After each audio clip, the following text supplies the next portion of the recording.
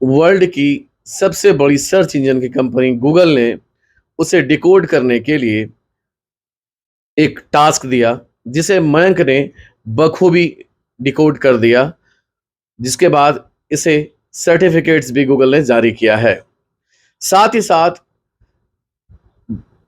देश की जो सबसे बड़ी कंपनी है इन्फोसिस, उसने भी मयंक को डिकोड करने के लिए एक टास्क दिया, जिसे मयंक ने बखूबी डिकोड कर दिया। मतलब कुल मिलाकर बात करें तो अभी भागलपुर में कंप्यूटर बॉय, कंप्यूटर से भी ज्यादा मयंक का तेज चलता है दिमाग। इसको लेकर मयंक काफी चर्चा में है। मयंक की आर्थिक स्थिति बहुत बेहतर तो नहीं है, लेकिन मयंक का हौसला काफी ज्यादा बुलंद है। हम बात करेंगे मयंक से और आपको बताएंगे कि आखिर मयंक के दिमाग में ये कैसे आया और आगे क्या उनकी योजनाएं हैं। मयंक, आपका तो ईटीवी भारत पर स्वागत है। जी सर। आपको बधाई कि आपने इतना बेहतर तरीके से गूगल और इन्फोसिस को डिकोड किया है। जी सर, थैंक यू। और क्या मतलब कि कैसे प्रेरणा मिली और क्या बनना चाहते हैं, आगे क्या भविष्य की योजनाएं हैं?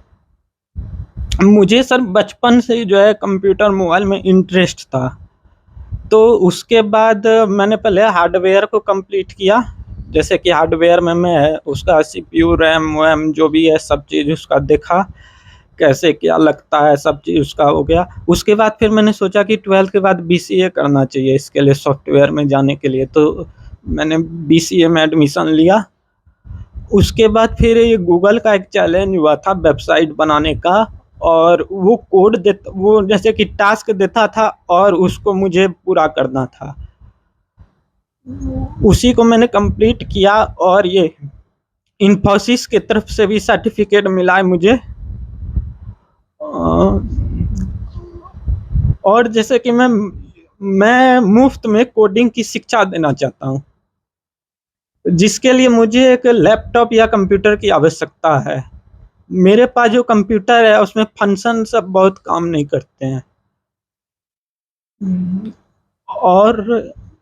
और ये सरकार से अगर मुझे स्कॉलरशिप या आईटी डिपार्टमेंट में काम करने के लिए मिलता तो बढ़िया रहता।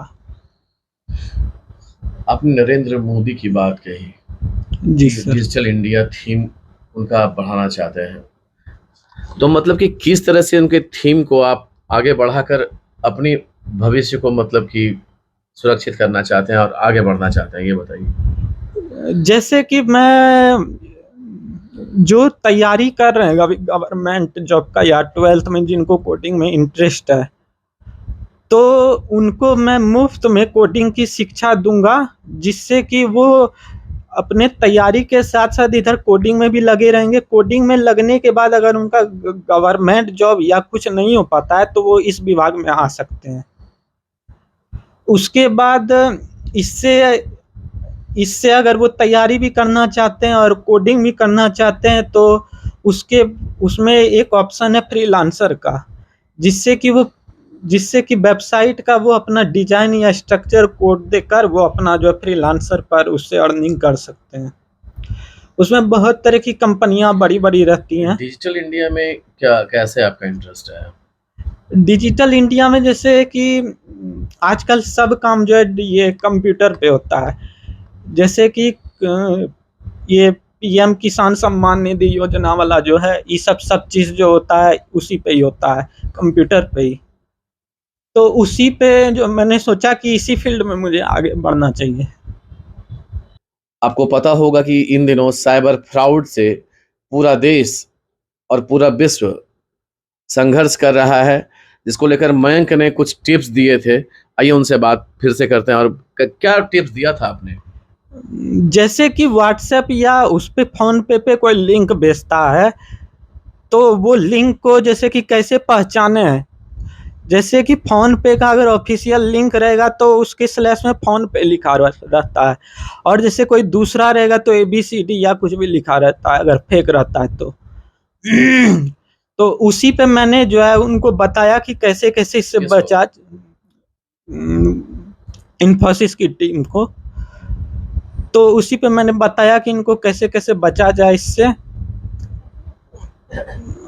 जैसे कि उसमें मान के चलिए आपको कोई बैंक से फ़ोन करता है कि हम बैंक से बोल रहे हैं, तो उसमें जो है उसमें पहले आप उनके हेडक्वार्टर में पता कीजिए कि ये सही में वहाँ से कॉल आया है कि नहीं, या आप उनके हेल्पलाइन नंबर पे फ़ोन कीजिए, या जो उनका जो हेडक्वार्टर है उन पे फ़ोन कीजिए। अगर वो उनकी तरफ से आया तब उनका कॉल को पिकअप कीजिए, क्योंकि जैसे ट्रू कॉलर पे भी ये सुविधा उपलब्ध है कि अगर ट्रू कॉलर पे कोई फेक कॉल आता है तो स्पैम के नाम से आता है। वही है कि अगर उसमें भी अगर आपको नहीं पता चल रहा है तो वही आप हेडक्वार्टर या कि कहीं पे भी अपने बैंक में जाके पता कर सकते हैं। अभी हम बात कर रहे थे मयंक से। मयंक कोडिंग को लेकर पूरा रिसर्च में लगे हुए हैं। ये आर्टिफिशियल इंटेलिजेंस के क्षेत्र में काम करना चाहते हैं, और जो पूरे देश में और दुनिया में जो साइबर फ्रॉड हो रहा है उसको बचाने के लिए एक सॉफ्टवेयर डेवलप करना चाहते हैं। तो मयंक चूंकि आर्थिक तंगी से जूझ रहा है और इसे एक बेहतर कंप्यूटर की जरूरत है जो कि अभी इसके पास नहीं है, लेकिन मयंक का दिमाग कंप्यूटर से भी तेज चलता है। यहाँ के लोग ऐसा कहने लगे हैं, और बड़ी बड़ी कंपनी जो है, सर्च इंजन की कंपनी गूगल और इन्फोसिस जैसी कंपनियां को मयंक अपना डिकोड कर उसके चैलेंज को भी एक्सेप्ट किया है। ईटीवी भारत के लिए भागलपुर से संतोष श्रीवास्तव।